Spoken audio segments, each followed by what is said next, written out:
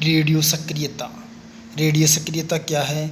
Radio सक्रियता, radio activity की खोज किसने की?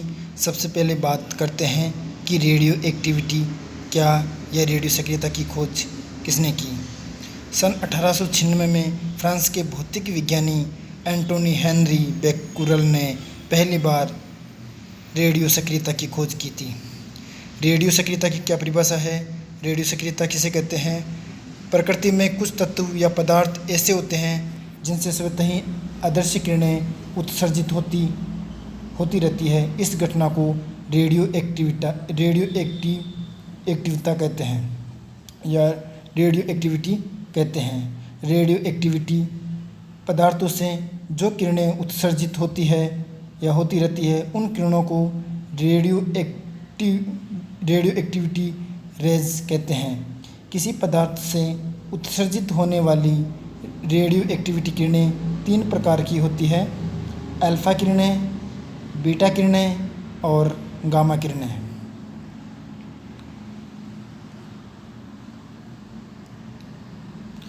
Radio activity decay. Radio activity decay किसे कहते हैं?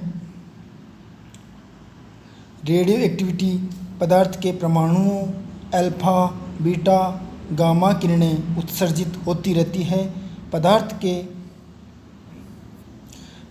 के परमाणुओं से इन किरणों के निकलने से मूल पदार्थों का परमाणु भार तथा परमाणु क्रमांक परिवर्तित हो जाता है और फलस्वरूप एक नए परमाणु भार और परमाणु क्रमांक के परमाणुओं का पदार्थ प्राप्त होता है। इस घटना को रेडियो एक्टिविटी क्षय कहते हैं।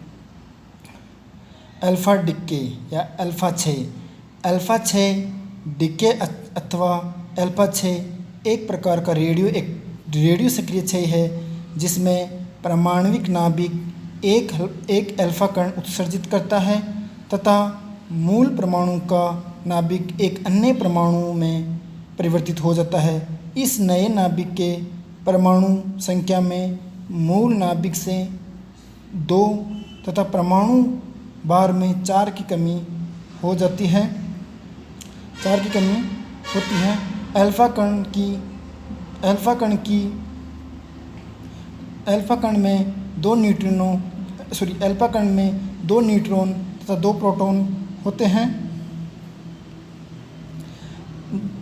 जैसे 92 uranium 238 90 thorium plus 2 He4।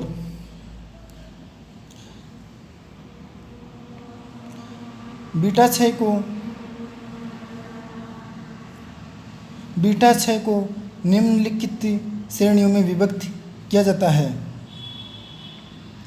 Electron उत्सर्जन अथवा बीटा क्षय। इस क्षय में मूल नाभिक से एक बीटा कण अथवा एक इलेक्ट्रॉन तथा एक नया कण एंटी न्यूट्रिनो उत्सर्जित होता है। इसमें क्षय के पश्चात प्राप्त नाभिक का भार क्रमांक मूल नाभिक के समान होता है, लेकिन परमाणु क्रमांक 1 अधिक हो जाता है। जैसे 6-6-14 बराबर 7n14 beta minus plus neutrino. Positron उत्सर्जन अथवा बीटा प्लस क्षय। इस क्षय में मूल नाभिक से एक बीटा प्लस कण तथा नया कण न्यूट्रिनो उत्सर्जित होता है। इसमें क्षय के पश्चात प्राप्त नाभिक का भार क्रमांक मूल नाभिक के समान होता है, लेकिन परमाणु क्रमांक 1 कम हो जाता है। जैसे सोडियम 11 22 10 Ne 22 बराबर बीटा प्लस प्लस न्यूट्रिनो।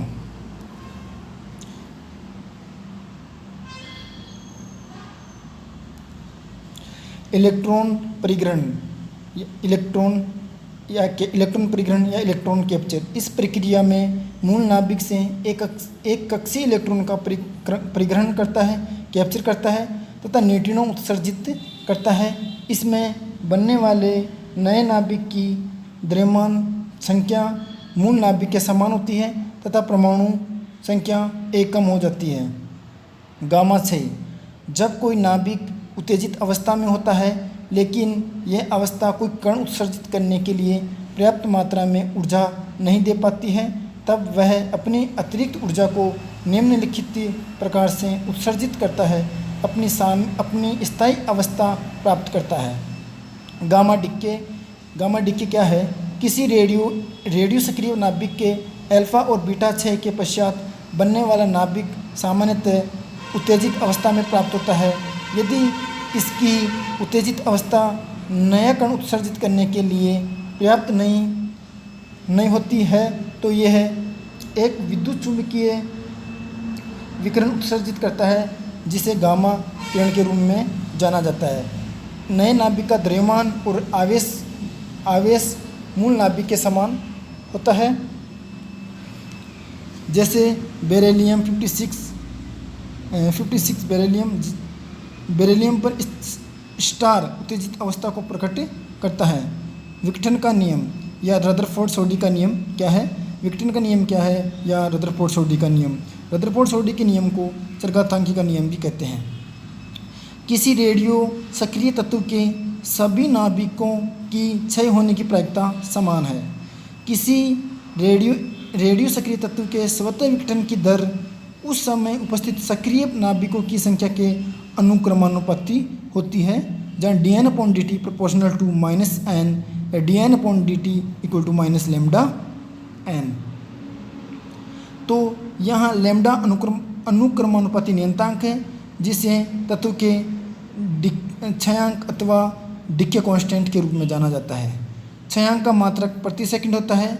यह ऋणात्मक चिन्ह यह प्रदर्शित करता है कि समय में वृद्धि के साथ साथ सक्रिय नाभिकों की संख्या के मान में कमी होती है।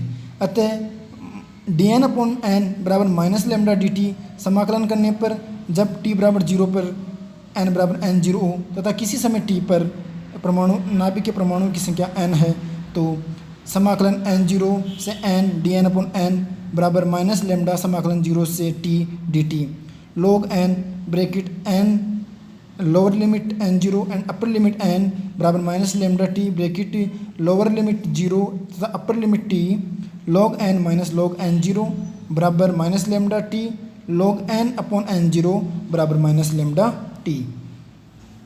तो n/n0 बराबर e -λt, n बराबर n0 e -λt, अतः n बराबर n0 e -λt, अतः यह क्षय का चरघातांकी नियम कहलाता है। अतः रदरफोर्ड-सोडी का नियम चरघातांकी का नियम कहलाता है तथा रदरफोर्ड-सोडी के नियम के अकॉर्डिंग विघटित होने वाले परमाणुओं की संख्या समय के साथ चरघातांकी के रूप से कम होती है। हाफ लाइफ या अर्धायु वह समय जिस पर विघटित होने वाले परमाणुओं की संख्या अपने प्रारंभिक मान की आधी हो जाए अर्धायु या हाफ लाइफ कहलाता है।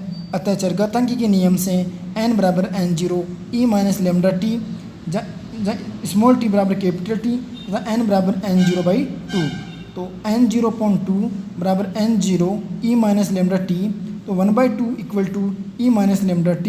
इस प्रकार से हाफ लाइफ t बराबर 0.693/λ आता है।